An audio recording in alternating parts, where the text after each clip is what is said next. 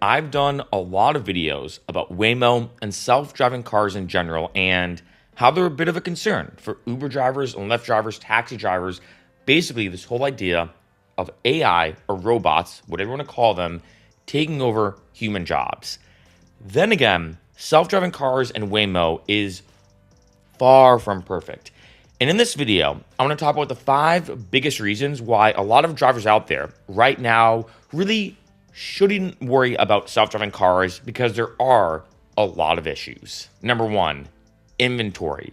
This is one not a lot of people think about, but is a massive issue for self-driving cars to really kind of pave the way, pun intended, to exist and be fully operational everywhere. Because if you think about Uber and Lyft, one thing that's very unique about Uber and Lyft, very similar to Airbnb and hotels, I think there's a lot of parallels if you look at like taxis and Uber and Lyft with hotels and Airbnb, is with Uber and Lyft, the people driving, you as a driver, the Uber and Lyft driver, already have your car. Yes, people do rent the car, but if you think about it, the cars already exist, and then the app kind of works with the cars already. The cars are already there. That is a big thing. I think that's why Uber and Lyft took off so fast, not only because it was very convenient and all these amazing features about Uber and Lyft, but because all someone had to do is sign up to drive, and they already have their car. Their car's already existing. Very similar to, like, say, hotel and Airbnb. I think the reason why Airbnbs blew up as fast as they did is they didn't have to make inventory. They didn't have to make more buildings or whatever. These places, these houses, these apartments already existed. And to use that analogy, if I said to you, what do you think is easier? To create 5 new Airbnb listings or 5 new hotels? Of course, the Airbnb listings are going to be significantly easier by a huge margin. You just have new people sign up, put their room on Airbnb, boom, that's it. With hotels, you have to create the infrastructure, the inventory, you have to build the rooms, et cetera, et cetera. This is why I think, although I've mentioned in a lot of videos that the Uber CEO said we're about 10 years away, in about 10 years, it's going to be mostly self-driving cars. And that could be potentially true. I think the biggest issue is the inventory. That right now, Waymo only exists at the time of this video in San Francisco, Los Angeles, and Phoenix. It will be rolled out to places like Atlanta and Austin later this year. There's going to be talk about it maybe going to other areas, but the biggest issue is you have to make these Waymo cars. Each Waymo car has to be designed with all these crazy cameras. The technology has to be foolproof. You're also talking about human lives, both inside the vehicle, but also existing outside the vehicle in terms of other cars, pedestrians walking. So these cars need to be foolproof. They need to be very good, making sure that any kind of piece of technology that's on that car, all the equipment is in full running, working conditions, that's not going to be dangerous, that's not going to be faulty, right? Because we all know humans can make a lot of mistakes, but so can technology. And I think that's the big issue. If I look at this entire video, the number one thing I think that's really holding self-driving cars back and this technology back is really the inventory of the vehicles, right? Because it's not like you download an app and the app magically connects to your car and turns it into a self-driving car. No, you have to make the car, set it all up. I don't know what goes into making it. I'll be honest, I'm not an engineer, but I guarantee it's not easy, right? And I think this is the biggest thing. Now, yes, there have been more and more Waymos made. For example, Waymo is the biggest self-driving car app and technology and vehicle. This is why I've done a lot of videos about it. And there's about, give or take, about 150,000 Waymo rides happening every week. That is a good amount. It's not a little bit. So things are moving forward, right? But at the end of the day, you're still talking about making a tremendous amount of time, progress, technology, and equipment just to make one Waymo vehicle, as opposed to for Uber and Lyft. If you want to sign up and drive, you already have your car there. You don't need extra equipment per se. And this, I think, is the biggest barrier in terms of time. This is going to take a long time. As you can imagine, for each city, each area, each location to have tons of Waymo cars in that area. Number 2, safety. This is an interesting one because I just posted a video. My last video was about the 5 reasons why you should be worried about Waymos and self-driving cars. And in that video, I talked about safety because the statistics have shown that, yes, Waymo has been shown to be safer if you look at traffic violations, accidents, etc. That being said, Waymo is far from perfect, right? And I think that if you look at a lot of cases, I've talked about this before, people are stopping Waymos. There are people kind of hacking, if I call it like that, the technology or messing with it, sometimes for an interesting YouTube video, sometimes as a prank, or sometimes do something malicious or illegal with negative intent. And I think the issue with Waymo is very by the book. It is still an algorithm. It is still AI. And I do think it will improve. I mean, that's the nature of technology. I do think it will improve. But at least right now, Waymo is far from perfect in terms of safety, right? There's been a lot of cases of Waymo's doing weird things, sketchy things, even just ignoring safety, but blocking off roads. There was one case of there's almost being this like car jam or gridlock of a couple Waymos trying to get past each other, and like one side street, can't remember where, I think it was in San Francisco, and they couldn't move. And as you can imagine, if you're sitting in that car, it's late at night, and someone wants to come up to the car and try to rob you or do something, that can be an issue, you know? And I will say this, I do think Waymos are decently safe right now, but I think there is still a safety issue. I still think there is something to be said that if you have a human driver, there is another element of safety because a human driver can quickly improvise on the spot, realize the situation, realize everything that's going on. And I still think that the AI technology is still far from that. Understand like, hey, we're in an area, I'm not moving, there's a bunch of people around me that are approaching the car. Any human driver would be like, all right, let's get the F out, right? But a Waymo is like, I don't see the issue, right? Now, granted, again, I think things will get better and I think things will improve. But in terms of safety, yes, maybe traffic violations less. Yes, maybe accidents less. But there are still a lot of other safety issues that could arise when it comes to you, your family, whoever's in the car, and just your personal safety overall. And this is something I think for Waymo is a bit of an issue that I think the algorithm will get better at. But remember, when it comes to being safe, it's not just about driving perfectly. There are a lot of other things going on around you at all times. Number 3, driving logistics.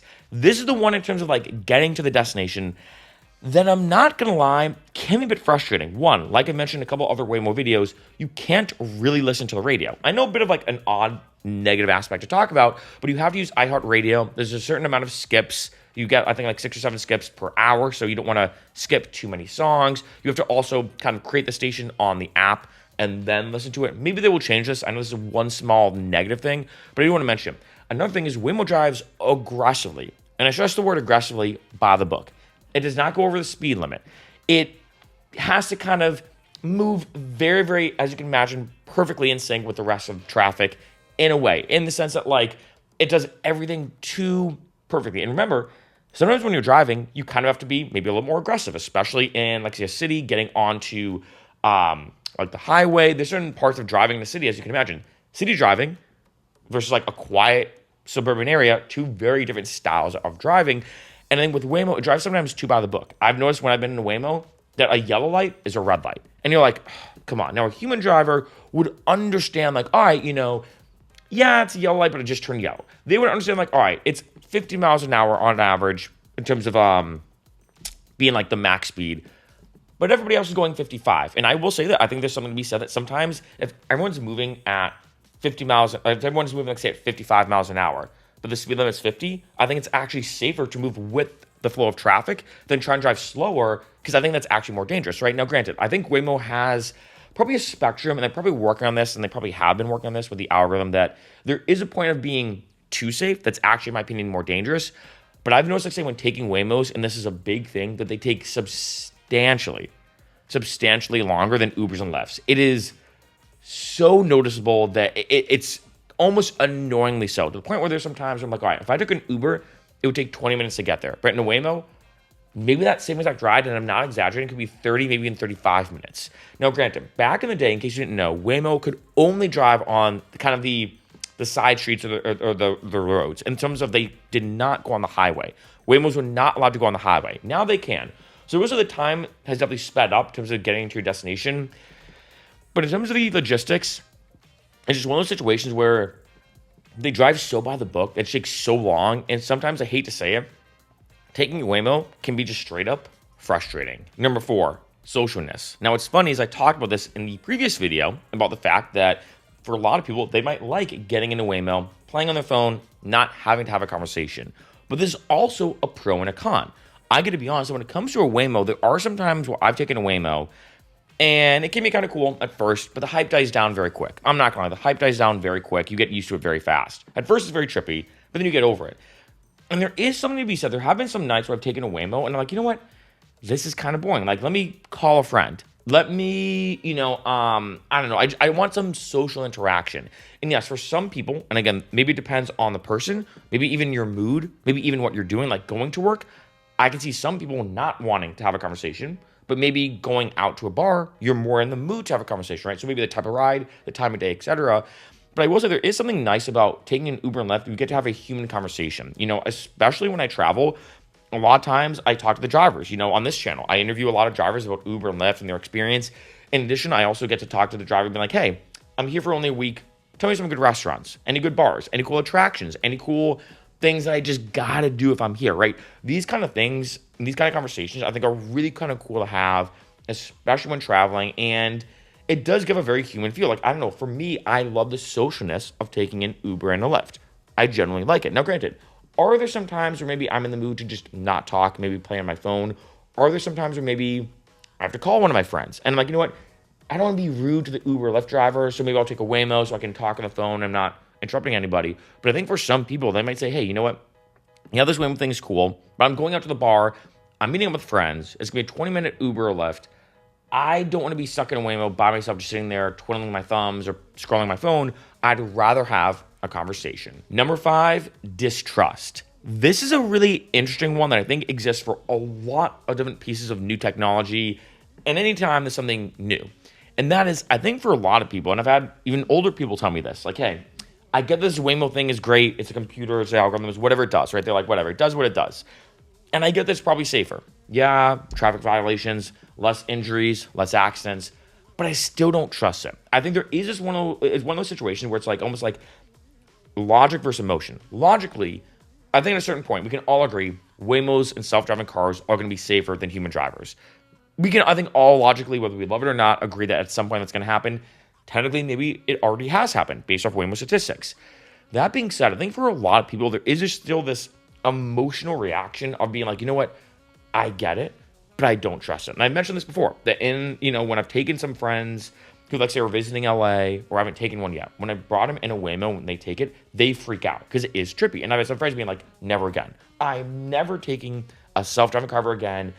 Seeing the steering wheel move on its own, seeing it put on the blinker on its own, using its windshield wipers when it's raining out of nowhere, but then stopping them. It's too trippy. I don't trust it. I just feel uncomfortable. Yeah, I bet it's safe. I know it's probably safer than Uber and Lyft and a taxi and a human driver, but there still is this emotional reaction of just not trusting it. And I think that's a big thing that I think the perception of self-driving cars, I think, will kind of hesitate or hinder maybe a lot of people taking it over and over and over again. I mentioned this before in a lot of other videos, that one unique analogy I heard is when it comes to the microwave. Then when the microwave first came out, it could heat up food in seconds. A lot of people didn't trust it. They're like, wait a minute, this is witchcraft. They're used to an oven. Like, it just seemed too good to be true type mentality. And people were like, look, I get that it's hot now, but something I just don't trust in. I think a lot of people feel that way about Waymos and self-driving cars. I think the public perception of them is it seems cool, it seems interesting, but it's just too trippy. Something about them, I think, for a lot of people just throws them off. And I think maybe years down the line, I think it's going to be the opposite. I think it's going to be one of the situations that years down the line, people might look back on it and say, oh, wow, you're trusting a human driver? And I think that will happen. Like, I remember, it's going to be a weird kind of parallel, but I think they're kind of similar. I remember when I first saw a dating app. It was OkCupid, by the way, in case you're curious. This is like in 2011. My friend showed me it, and he's like, yeah, you can meet people online. And I'm like, I'm not trusting that. You're going to meet a stranger online. How do you know they're real? What if they're fake? How do you know these are they real pictures, right? All this kind of stuff. And I remember thinking, like, though, I bet this is going to be common, though, years later, here now in 2025, at the time of this video, it's almost the opposite. Most people now, I think it's about 70% of people, I saw one statistic, say they met their partner online. And it's kind of crazy that now, if you say to someone like, yeah, we met in person, they're like, wait, you met in person? That's awesome. Maybe that's going to be happening with Waymo, that right now, this kind of perception, the emotional reaction you have of seeing the car do its thing is just so off-putting. You're like, look, I get it's probably safe, but something about it, I just don't trust it. I'd rather have a human driver. And a bonus point is control. This is a really unique one that I start to feel the more I took more Waymos. And that is, you feel, I know it's a bit weird to say, but this is a big one. You kind of feel at the mercy of the Waymo. This is kind of similar to the Distrust, but it's a bit of a different emotion where when the Waymo drive, I couldn't say to the Waymo, like, hey, can you take this road instead? I can say to the Waymo, like, hey, can you turn up or down the temperature? You can do it on your own if you want to. But like, use an example. I couldn't say to the Waymo, hey, can you actually drive a little faster? I could not say to the Waymo, hey, can you drive a little slower? You kind of feel like that the Waymo's going to do what the Waymo's going to do, and you have no control over it. Now, not saying that you do have control over it when you have a human driver, but you can communicate a driving style, and everyone's a little bit different. Now, who knows? Maybe there's something that in the future Waymo will change. Like maybe there'll be a feature saying, do you want us to drive more aggressively or less aggressively? Maybe that will be a feature. I want to be surprised. And again, there's a spectrum, right? But I remember when I was driving in Boston for Uber and Lyft, I could get a read pretty quick on people, or sometimes would say it to me verbally. Like, say if I was driving around a group of college kids, I remember there was one term that they use in Boston. There's a joke in Boston that yellow means go. Yellow light is a green light. A red light is a yellow light. And a green light is actually a red light because you have to wait for all the people who passed by the red light, right? In the sense of basically the red and green were almost flip-flopped. And I remember that when a light would turn red, a lot of people in Boston would sometimes drive past it. And the term I remember someone coined for me was called squeezing the tomato. Then when it turns red, you still have a few more seconds, right? Now, for some people, they almost wanted that. Like I was driving in Boston, it would turn red and I would stop. And people were like, dude, come on, man, you had that. And I'm like, it turned red. But for other people, right, if let's say it turned yellow, they'd want me to stop. They're like, I want you to drive as safe as possible. Even if it's a yellow light and you still have some time, don't risk it. With a Waymo, though, you can't verbalize that to the driver. There's a lot of things that are kind of out of your control. And like I said, it's like, although, yes, you're not driving the car with an Uber or Lyft, you can still communicate these things in terms of the routes, the driving style, the options that you may have. If, like, say you want to, I don't know, pull over somewhere and have it wait, but then like, there's all these like little things that I feel like that is just a lot easier with a human driver. And there is this odd sensation, that's the only way I can word it, that when you're in a Waymo, you're at full mercy.